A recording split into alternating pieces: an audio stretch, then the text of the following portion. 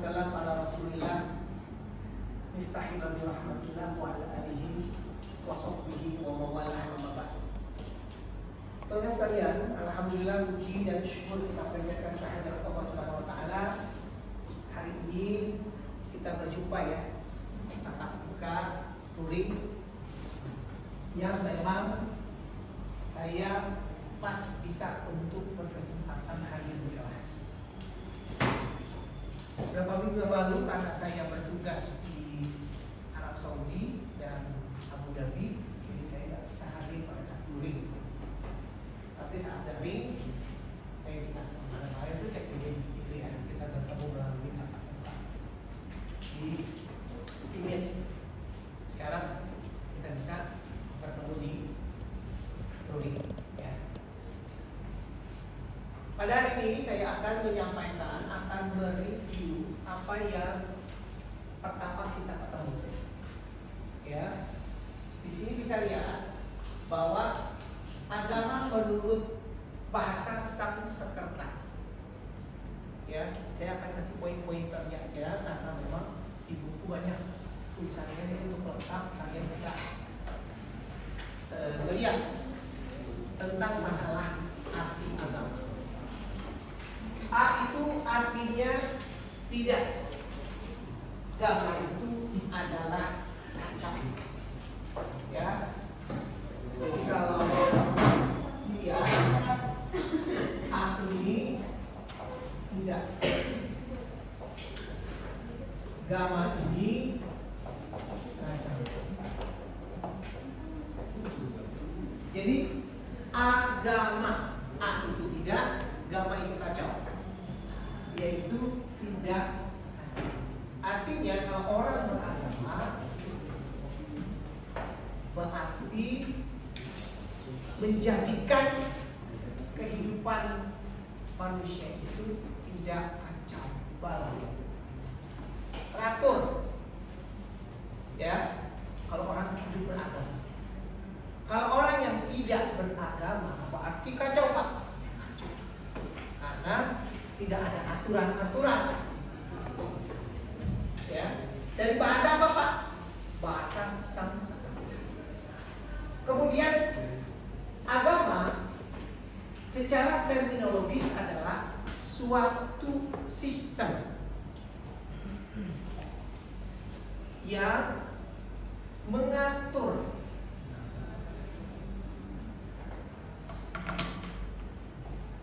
hubungan antara manusia dengan Tuhan. Sistem yang mengatur hubungan manusia dengan Tuhan. Dan hubungan antara manusia dengan manusia. Jadi hubungan yang pertama dengan Allah disebut vertikal karena arahnya ke atas. Sedangkan hubungan manusia dengan manusia horizontal. Serta hubungan manusia dan lingkungannya, termasuk alam, termasuk hewan, binatang, tumbuh-tumbuhan. Pokoknya sesuatu yang ada di dunia ini semua diatur di dalam kehidupan beragama. Contohnya, perintah Allah untuk beribadah, sholat, puasa, zakat, haji, umroh, itu diatur gak, Pak? Kapan kita mau sholat, waktunya kapan, jumlahnya berapa, caranya bagaimana, itu diatur. Jadi hidup manusia menjadi teratur, nggak kacau. Kenapa? Karena ada aturan agama yang mengatur. Tuh, maksud. Kemudian manusia ya manusia. Dan bagaimana, Pak? Diatur juga dalam Al-Quran. Dalam orang beragama itu, di agama itu ada. Karena dia punya kitab suci yang mengatur bagaimana hubungan manusia dengan manusia. Satu, contohnya bermuamalah, jual beli. Kita ke pasar, kan kita datang ke pembeli. Nah, bagaimana kita sebagai penjual? Oh, sebagai penjual berarti kita kita membeli barang itu dan pembeli itu akan penjual itu akan memberikan dagangannya kepada pembeli kepada kita. Tetapi aturannya jangan curang kalau kita jadi penjual. Kemudian pembeli nggak boleh maksa. Jadi artinya harus sama-sama ikhlas. Jangan misalnya kita nawar spidol nih, harganya sudah 10.000, kita bilang 5.000, kasih 5.000, ambil jalan. Rela nggak itu kan? Wah itu berarti itu menyalahi aturan bermuamalah jual beli manusia dengan manusia. Oke, paham ya? Gitu. Kemudian manusia dengan alam lingkungan. Contohnya kita nih sama pohon main tebang-tebangannya. Akibatnya apa? Banjir bandang. Makanya kalau kita lihat banjir bandang, kenapa Pak terjadi? Ya manusia sendiri. Mulanya dia tebang-tebangin. Kenapa Pak jadi tanah longsor? Ya manusia sendiri. Kenapa dia hancur-hancurin itu penyerapan? Aturan air hujan jatuh diserahin ke pohon, tetapi nggak ada pohonnya. Akhirnya tanah menjadi longsor. Akibatnya apa Pak? Merusak. Nah semua diatur dengan Allah. Udah. Makanya dalam Al-Quran dikatakan wala tamshi fil ardi maraha. Janganlah kita berjalan di muka bumi dengan sombong. Gak boleh kita sombong. Angkuh. Rusak-rusakin aja. Hancur-hancurin aja. Jangan. Bahkan itu bisa menimpa kita sendiri. Jadi jangan alam yang kita salahin, tetapi kita manusia, karena kita diutus oleh Allah untuk memelihara sebagai khalifah fil ard, sebagai penguasa di bumi. Penguasa bumi bukan dengan hancur-hancurin doang. Tidak dikasih erosi, tidak dikasih banjir bandang, terima. Nah itu berarti kehidupan kita kayak orang tidak beragama. Semua itu sudah diatur dalam Al-Quran. Paham ya dari situ? Oke. Kemudian lagi, coba balik lagi yang besar tadi tentang masalah macam-macam agama. Nah, atas. Nah, oke, stop. Pembagian agama. Agama di sini dibagi menjadi 3. Satu, agama samawi adalah agama yang turun dari langit berlandaskan wahyu Allah melalui perantaraan malaikat Jibril kepada Rasulullah. Nah, jadi bukannya serta-merta langsung datang, ya. Jadi diturunin sama-sama malaikat Jibril. Ya, jadi Allah melalui malaikat Jibril. Jadi nggak ada namanya Allah bercakap dengan Nabi Rasul atau manusia, tetapi pakai malaikat Jibril karena Jibril itu adalah tugasnya apa? Menyampaikan wahyu. Tugasnya.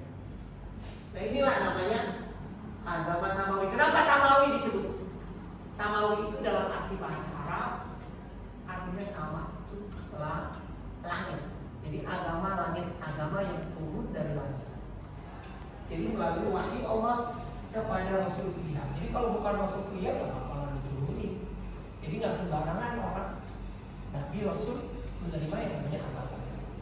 Seperti apa Pak? Agama Islam dan agama Nabi terdahulu.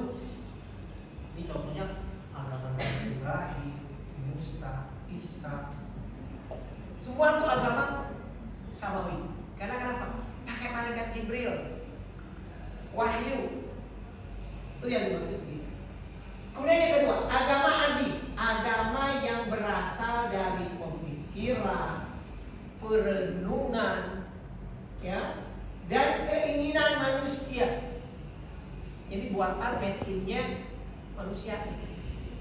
Di situ dikatakan, ya, seperti apa? Agama Hindu, Buddha, Konghucu, Kristen Katolik, dan Protestan. Jadi kita makin jelas benar bahwa agama itu buatan manusia. Beda dong dengan samawi tadi, beda. Bukan levelnya. Karena dia agama Ardi. Ardi itu adalah bumi. Siapa yang nepati bumi? Manusia. Jadi agama manusia. Beda dengan agama wahyu, langit. Kenapa Hindu Buddha itu menjadi agama Ardi? Karena jelas. Contohnya, agama Buddha. Siapa yang mencetuskan melahirkan agama Buddha? Siapa? Siapa namanya tokohnya? Siddhartha Gautama. Itu tokoh umat Buddha. Nah, dialah yang menciptakannya, yang ngajarin dia, yang menyebarin dia. Manusia apa? Manusia. Sama kayak kita. Jadi jelas itu nggak level dengan agama sama. Ya, nah buatan manusia sendiri. Itu nanti merenung, mau ngayal, mau gini. Gue pengen buat agama. Agama apa ya? Agama Buddha. Ya, nah itulah sang Buddha Siddhartha Gautama adalah contoh dari agama Ardi. Hindu sama. Hindu kita kenal ada di Indonesia, banyak penganutnya di Pulau Bali. Hindu kan banyak, hampir 90%. Dia menganut agama apa Pak? Agama Ardi. Kenapa dia mengenal dewa-dewa? Oh lagi baik Brahma, lagi ngamuk Siwa. Misalnya ada yang namanya gempa bumi, ada yang namanya angin topan, ya. Ini dikenal agamanya mengenal dewa. Asalnya dari Pak? India saja. Orang India itu Hindu, tentang bahkan sapi itu menjadi dewanya. Jadi dia nggak makan daging sapi, nggak kayak kita makan daging sapi. Jadi kalau kita berkunjung ke India, kita tidak bisa makan yang namanya sapi, dan sapi di sana nggak ada tuannya, nggak ada yang punya. Jadi dibiarkan semua jalan sapi sampai mati. Saya pernah berkunjung ke India tahun 2016 di beberapa kota, termasuk di Agra yang ada Taj Mahalnya, Jaipur, Uttar Pradesh, dan New Delhi. Nah itu semua yang namanya sapi berkeliaran di mana-mana. Kucing. Kalau kucing kecil, imut, lucu, dia sapi waktu lama gede, Pak. Dan dia dibiarkan mati dengan sendiri, jadi nggak ada yang punya. Kalau kita dibegituin, saya bilang buntutnya aja mau bikin sop soto. Sop buntut kenapa? Doyan banget sop buntut. Harganya mahal murah. Ya daging sekarang daging sapinya aja udah berapa ratus ribu, 250 ribu. Udah mahal kan 1 kilo. Kalau itu di India dibiarkan bebas karena dia termasuk dewannya. Jadi nggak boleh dibunuh, nggak boleh disembelih. Jadi kalau kita datang ke tempat fast food kayak KFC, Burger King, kagak ada dijual beef burger, adanya chicken burger, fish burger. Beef burger nggak jual, nggak boleh, haram. Ya, jadi dia buatan manusia. Kemudian contoh lagi yang Andi, Konghucu adalah agama Cina. Itu banyak dari daratan Cina. Dia menyembah api, ya, seperti pakai dia di kelenteng-kelenteng, ya, seperti Imlek, semuanya dia bersembahyang, ya. Nah itu buatan manusia wahyu. Tuh. Kemudian berikutnya agama geografis bawah. Nah, agama yang lahir dan tumbuh berkembang di tempat agama itu berasal. Tidak ada penyebaran ke tempat lain. Seperti agama Shinto di Jepang. Jadi penganut Shinto ada apa di Indonesia? Gak ada. Hanya orang Jepang doang yang penganut. Orang Singapura ada gak? Gak ada. Kenapa Pak kok nggak ada? Ya karena dia agama geografis, agama yang hanya tumbuh, berkembang, menyebar di satu tempat saja. Kemudian agama apa lagi? Tahu di Mongolia itu juga sama, nggak ada penganut tahu. Kemudian agama suku Arya, agama Zoroaster, penyembah api dan dewa, itu nggak menyebar kemana-mana, hanya di tempat di mana agama itu tumbuh berkembang, di situ doang. Beda dengan agama yang tadi, agama Nabi itu menyebar. Hindu Buddha penganutnya sampai ke Indonesia, ya kan? Di seluruh dunia ada. Tapi kalau agama Tao, agama Shinto, agama Zoroisme, dan agama suku Arya tidak menyebar, hanya di situ. Ya, ini namanya agama geografis. Jadi ada 3, Samawi, Ardi, dan geografis. Kemudian berikutnya karakteristik agama Samawi dan agama Ardi atau geografis. Kita samaratakan antara Ardi dan geografis karena semua buatannya manusia. Samawi kita nggak bisa. 1, Samawi. Konsep ketuhanannya adalah monoteisme mutlak. Satu Tuhan saja. Mono itu satu. Mono.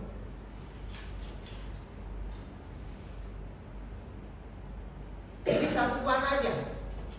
Ini kan Samawi Islam. Qul huwallahu ahad. Katakanlah hai Muhammad, Allah itu esa, satu. Allah Samad, lam yalid wa lam yulad wa lam yakul lahu kufuwan ahad. Allah itu tidak beranak dan diperanakan. Benar nggak? Nah itu contoh esanya mutlak. Jadi kalau cari Allah itu bagaimana? Ya baca surat Al-Ikhlas, Qul huwallahu ahad, esanya mutlak. Kemudian yang kedua adalah konsep ketuhanannya monoteisme, inti ajarannya bersifat tetap, tidak berubah. Jadi ajarannya baik itu perintahnya, larangannya sampai sekarang sama saja dengan saat menerimanya. Perintah sholat, dulu sholat 5 waktu, ada sholat menjadi 3 waktu, berubah gak? Bukan. Namanya berubah gak? Enggak. Subuh, Johor, Asar, Maghrib, Isya, subuh, Johor, Asar, Maghrib. Berapa rakaat segitu-gitunya? Kecuali kita dalam perjalanan bisa dijamak atau dikasar, digabung atau dikurang. Kalau nggak ngapa-ngapain saya mau ke Depok Pak, tapi dijamak, Bang. Karena di Indonesia jarang ke Depok, kecuali kemarin saya jalan ke Abu Dhabi. Nah, Johor saya sholat gabung sama asar. Kenapa Pak? Karena asar saya lagi di jalanan terbang, ketemunya nanti malam. Nah makanya asar kalau saya nggak sholat, ya kan nggak boleh berusaha. Makanya ada rukhsah keringanan dalam sholat, bisa digabung Johor dengan asar. Jadi asar ditarik di waktu Johor, namanya jamak takdim. Boleh diringkas Pak? Boleh dua. Kemudian bisa lagi mana Pak? Maghrib dengan isya. Kalau subuh nggak bisa diapa-apain, karena dia sendiri jaraknya ke Johor jauh, jaraknya lagi ke isya juga jauh, ya kan? Jadi dia sendiri dan nggak bisa diringkas. Maghrib diringkas Pak? Nggak bisa, dikasar aja. Nggak mungkin 1,5. Tapi waktu kita salam lagi begini, lagi rukuk salam. Kita 1,5 apa? Nah, nggak boleh di Islam. Maghrib 3 tetap cukup. Yang bisa diringkas adalah yang jumlahnya 45. Oke, paham ya? Nah, itu lihat dari dulu. Kemudian larangannya konsisten Pak. Ya, dari dulu kita dilarang minum khamar, makan daging babi, nyentuh anjing, haram. Nggak ada berubah. Pak kalau kulitnya aja boleh Pak. Boleh semua, konsisten. Innamal khamru wal maisir rijsun min amal syaitan. Innamal khamru wal maisir. Kita dilarang minum khamar dan khinzir, daging babi. Kan kita lihat tuh kalau di YouTube itu banyak yang babi guling, ya nggak? Sampai dimakannya crispy, ya nggak?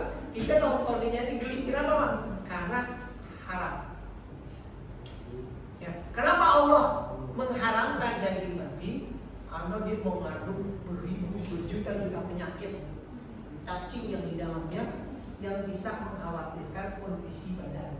Dan pada saat itu bukan pada saat makan babi langsung sakit, prosesnya berwaktu-waktu dulu, ya. Makanya ada pelarangan, meskipun banyak sekali kita jumpai, ya.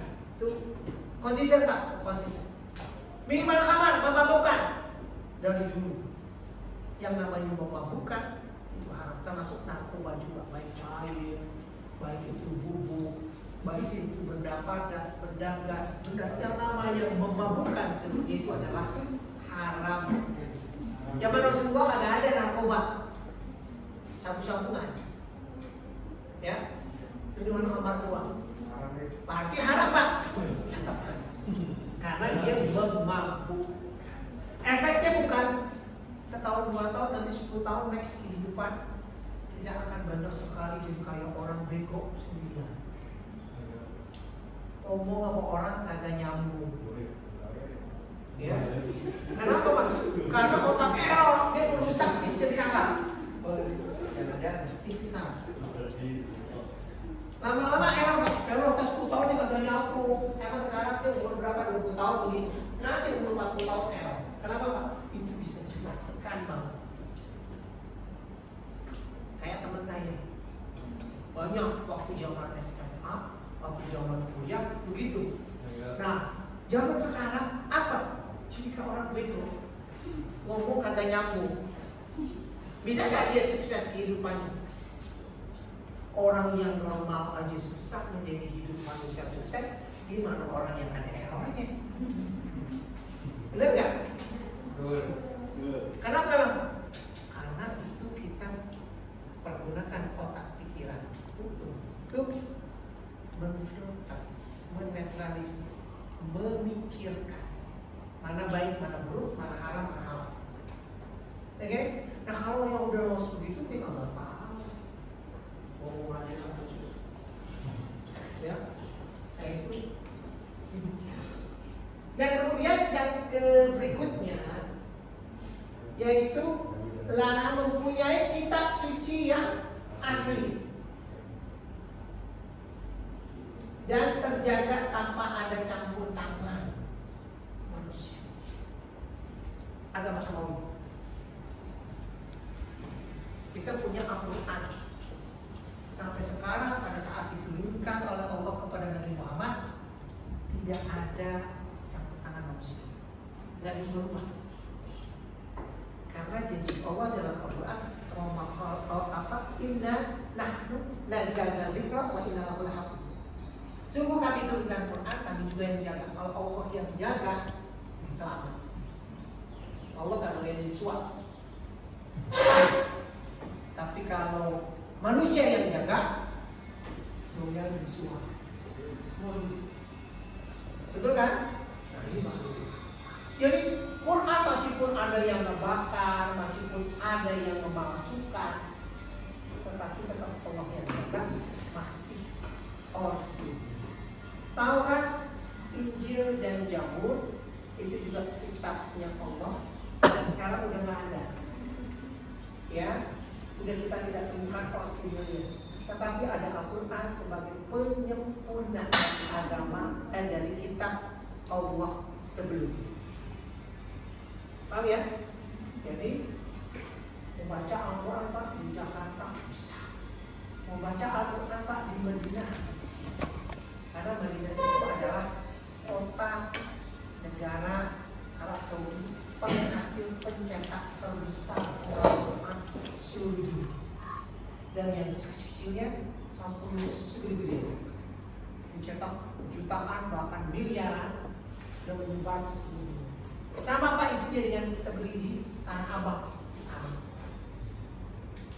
Ya, kita baca di mana, di New York, di Islamic Center New York, sama. Di Islamic Center di London, sama juga.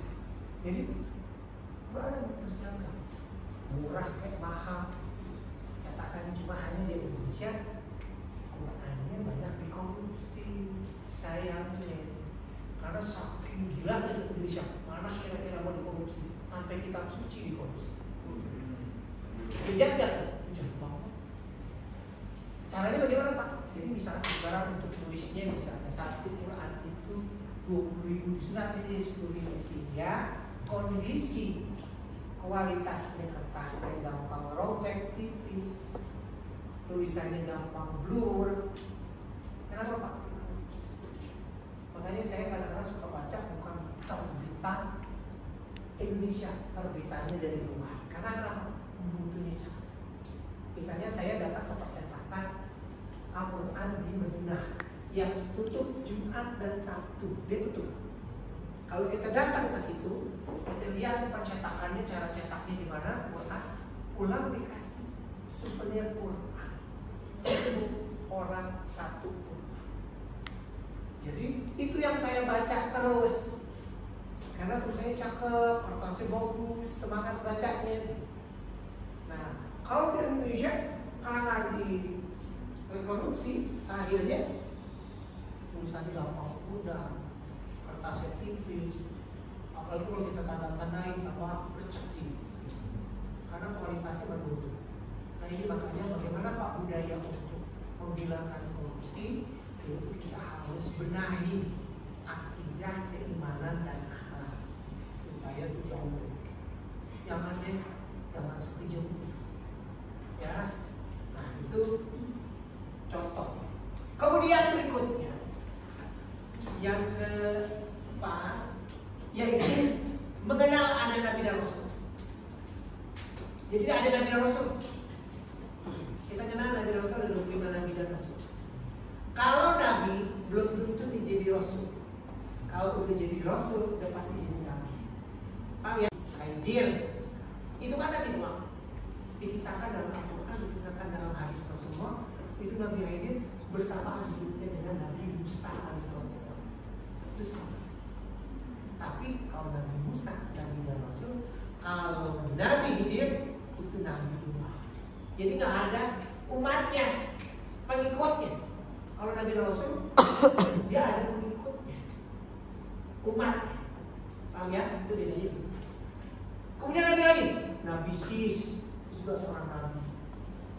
Nabi Daniel, Nabi Samuel, ya, Nabi Yusa alaihissalam. Itu Nabi Yusa, bukan Isa ya. Yusa. Kalau Isa Nabi Rasul, Nabi Yusa itu Nabi doang. Itu seorang Nabi. Itu contoh ada 6 tadi saya sebutin. Ada Pak buktinya? Ada buktinya. Kenapa? Jelas. Saya hampir setiap tahun menziarahi nabi-nabi yang kayak Nabi Yusa, ya, kemudian Nabi Hidir itu ada di tanah Yerusalem Jazirah Arab. Itu kita kunjungi. Misalnya Nabi Yusa ada kuburannya. Kemudian ada tempat Nabi Yusa itu duduk termenung ngambil wudhu, telaga Nabi Yusa alaihissalam itu ada di kota Yerusalem. Nah, besok nih saya bulan November jalan lagi, saya pergi ke tempat ziarah-ziarah itu. Ya, makanya nanti mungkin kita kuliah saya akan gambarkan ini bentuknya, kuburannya Nabi Yusa alaihissalam, ini Nabi Hidir. Kemudian mengunjungi lagi Nabi dan Rasul Nabi Syuaib, Nabi dan Rasul Nabi Ibrahim, Nabi dan Rasul Nabi Ishak, Nabi dan Rasul Nabi Musa. Ya, itu nanti saya akan kunjungi karena saya akan berangkat rencananya tanggal 18 November bulan Maret. Karena itu bagian dari part of job saya, pekerjaan saya. Jadi saya sambil mengajar juga, tapi juga saya sebagai appraisal, bagian penilaian untuk wisata halal dan wisata muslim di seluruh dunia. Jadi saya sudah harus itu mana tempat yang baik untuk orang-orang muslim dari Indonesia datang ke sana, mana tempat hotelnya yang baik, mana tempat makanan yang halal, itu saya semua yang rekomendasi para traveler yang akan berkunjung di seluruh dunia. Nah, ini pekerjaan saya dari tahun berapa Pak? Dari tahun 92 atau 30 tahun. Sekarang 2022, pasti 30 tahun saya berkecimpung di dunia tersebut. Jadi emang kerjaan saya setiap bulan pasti harus terbang, gitu ya. Tetapi insya Allah kita tetap masih berhubungan ya melalui WA group. Nanti itu banyak sekali baik itu tugas maupun nanti reportase saya di beberapa negara. Ya, sebagai pengetahuan. Nanti kalau saudara, wah Pak, saya mau ikut, boleh. Nabung dulu deh. Semua itu semuanya bukan punya saya. Pesawat bukan punya saya, hotel bukan punya saya. Kalau punya saya sendiri, saya angkut nih 2 EB13 lain. Betul kan? Tuh, jadi kita sekarang nabung dulu biar dikit-dikit jadi mungkin. Karena saya di industri udah 3 ya, itu ya pengalaman itu adalah guru yang paling berharga. Karena pengalaman itu butuh waktu, butuh tenaga, butuh pengorbanan. Karena nggak serta-merta orang bisa berpengalaman tanpa ada sesuatu yang dirasakan. Beda kalau orang yang pengalaman dengan orang yang tidak ekspertis, yang ada pengalaman, dia bilang kayak kita kerja di kantor. Kenapa orang ekspertis itu dibayar mahal? Ya karena dia berpengalaman. Tapi orang yang datang baru lulus S1, baru lulus S2, bengong nggak di kantor? Bengong karena nggak punya pengalaman. Dibayar lebih murah? Dibayar lebih murah. Ya pengalaman. Fresh graduate, fresh. Beda kalau orang yang udah pengalaman dia ada dengan plus bayar juga. Tuh, ya. Jadi memang. Kemudian yang berikutnya, yang terakhir adalah ajarannya bersifat universal, berlaku umum. Jadi di mana saja, kapan saja kita bisa laksanakan ajaran Islam. Sholat Pak, di mana di sini boleh sholat? Boleh, nggak boleh di kamar mandi. Ya, boleh. Di mana Pak? Di kampus boleh sholat? Boleh, di rumah boleh, di tempat rekreasi boleh. Ya, di mall boleh Pak. Bagus tapi di mall, kalau bagusan di mall kadang-kadang sholat, apalagi di mall di Jakarta. Ya kan? Kalau hasilnya pakainya bagus, ya kan? Airnya bersih, pokoknya semangat. Jadi ajaran Islam itu boleh kapan saja, di mana saja bisa laksanakan. Kemudian lagi misalnya contohnya lagi puasa, di mana saja kita puasa, kapan saja bisa Pak, bisa di Bekasi bisa puasa. Lari ke Jakarta membuka puasa, boleh Pak? Di luar negeri Pak, boleh, cuma itu tergantung dari matahari. Karena kita buka pada saat matahari tenggelam. Benar nggak? Bukannya matahari asar-asar itu buka, matahari itu tenggelam kan? Nah, kalau kita terbang ke arah sana, ke arah timur, itu makin gelap. Kalau makin ke barat, makin terang. Misalnya saya mau ke Mekah, berarti perbedaannya kalau Indonesia 12 jam puasa, 12 jam kagak, karena Indonesia berada di khatulistiwa tengah-tengah. Mataharinya bener kan? Tapi kalau lari ke Arab, dia miring, berarti ada tambahan 2 jam perbedaan dengan Indonesia. Berarti kita ditambah jam. Tapi lari ke Eropa lagi, dia lebih lama lagi, bedanya 6 jam. Berarti puasanya dia lebih lama lagi. Dia jam 9 baru buka, jam 10 baru buka. Itu jam 6 udah buka. Jam 10 kita udah ngorok. Kekenyangan. Di Eropa baru buka. Gitu loh. Jadi karena apa Pak? Perbedaan tempat. Itu menjadikan beda lama waktu kita puasa. Kalau kita alhamdulillah tengah-tengah, strategis Indonesia.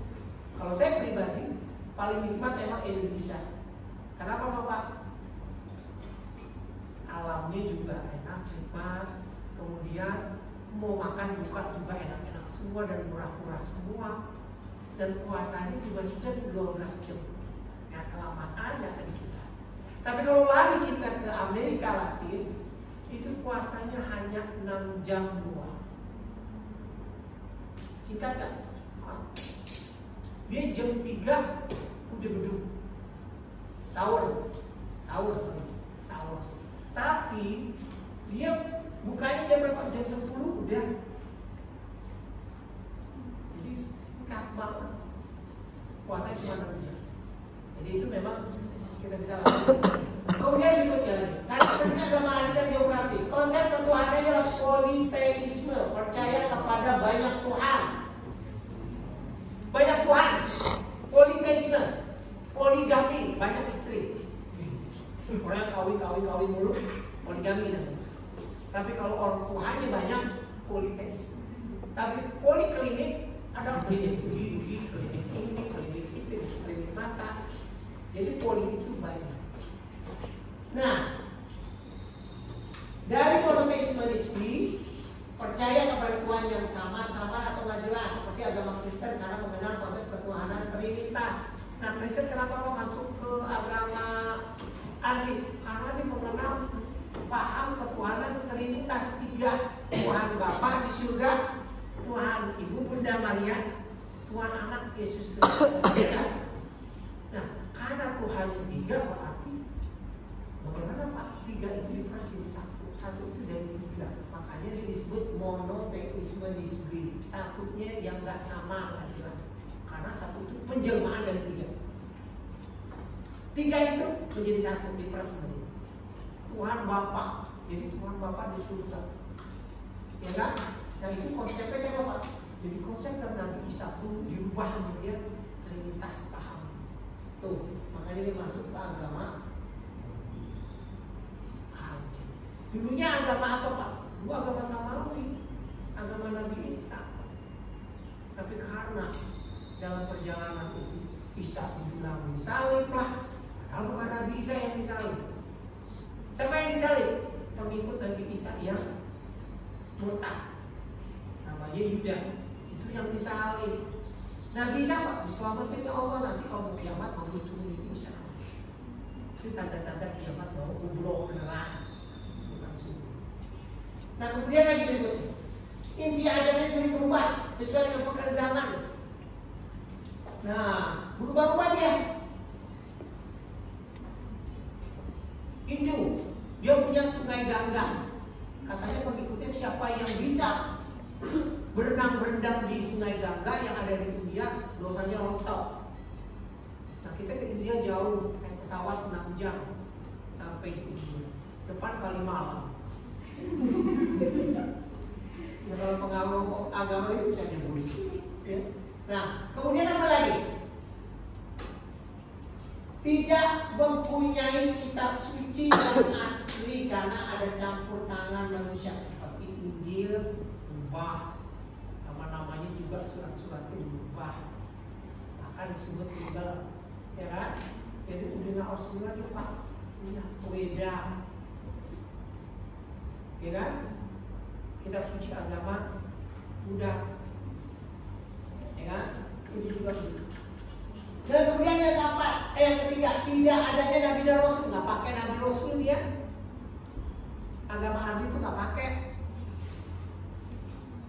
Ya, Siddhartha Gautama dia turun langsung, dia yang lahirin, dia yang nyebarin, dia yang ngajarin. Jadi kalau kita datang ke mana Pak, ke Bangkok nih. Bangkok itu tempat banyak tempat wisata spiritualnya orang Buddha.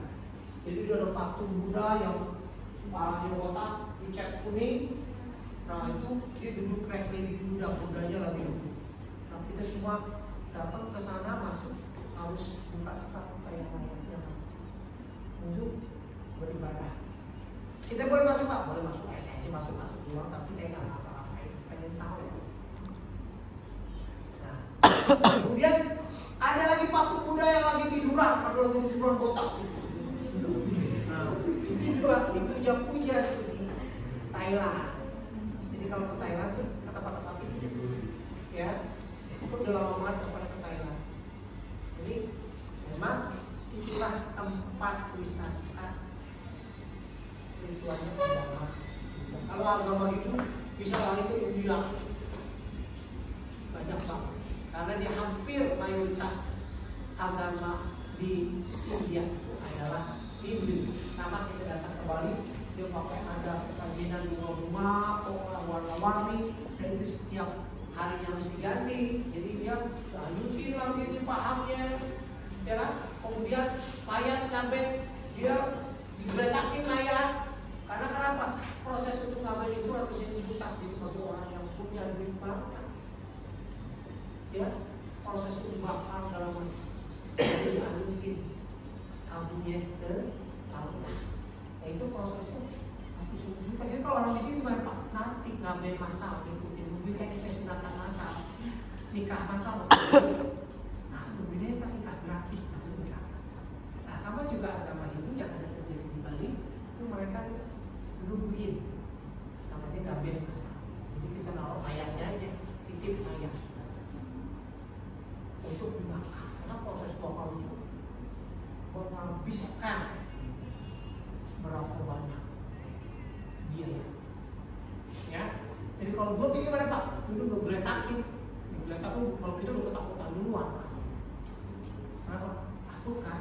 Kalau mayat harus dikumpulin, bahaya nanti, berbayangan. Ya. Nah kemudian ajarannya tidak berlaku yang tadi saya bilang. Terakhir. Jadi repot Pak. Candi Borobudur, Mendut, ya kan? Prambanan, yaitu tempat-tempat ya pemeluknya agama lain yang juga karena nggak ada candi. Itu bisa dilihat dari situ. Ya, oke, ada pertanyaan? Paham? Ya, gampang kok. Di buku juga ada, cuma saya kasih poin-poin yang doang. Jadi kalau untuk memperkaya pemikiran kita pendalaman tentang masalah agama, lahirnya agama, di buku aja, saya nggak akan bahas lagi. Saya hanya kasih poin-poin. Ya, tidak kasih penekanan.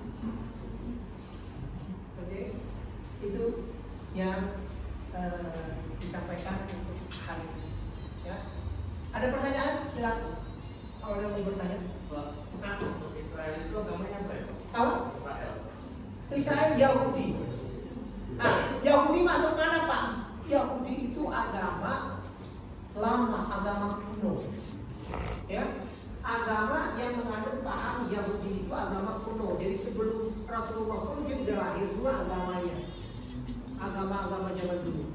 Nah, itu bagaimana Pak penyembahannya? Dia itu mengenal macam-macam tentang masalah yang namanya yang bersifat benda-benda. Dia percaya. Nah, dilihat di YouTube saya pernah berkunjung ke tembok ratapan. Ada tuh, coba kalian scroll, lihat tembok ratapan yang itu ada kunjungan saya tahun berapa lupa, karena saya mengunjungi tembok ratapan. Besok juga November saya berkunjung ke tembok ratapan yang juga sama. Itu saya sudah 6 kali mengunjungi tembok ratapan. Jadi ada salah satu saya ambil gambar sampai saya mendekat di temboknya itu, dan mereka menulis tulisan yaitu pengharapan kayak itu doa. Nah, bahasanya apa Pak? Bahasa Ibrani, bahasa Israel Yahudi. Nah, Yahudi itu terkenal dengan kejaman. Dan Israel pun sebetulnya tidak punya kampung, punya negara. Yang negara itu adalah yang punya Yerusalem secara umum.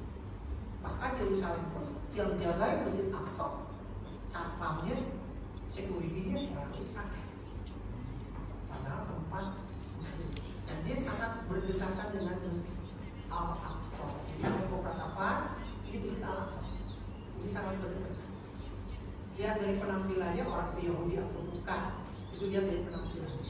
Coba lihat nanti kapan waktu di rumah, lihat di scroll ke bawah, itu ada kunjungan saya ke tembok ratapan Yahudi.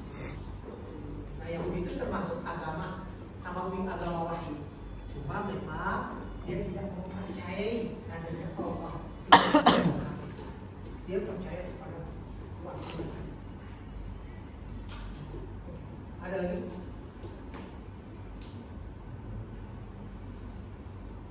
Oke, kalau nggak ada,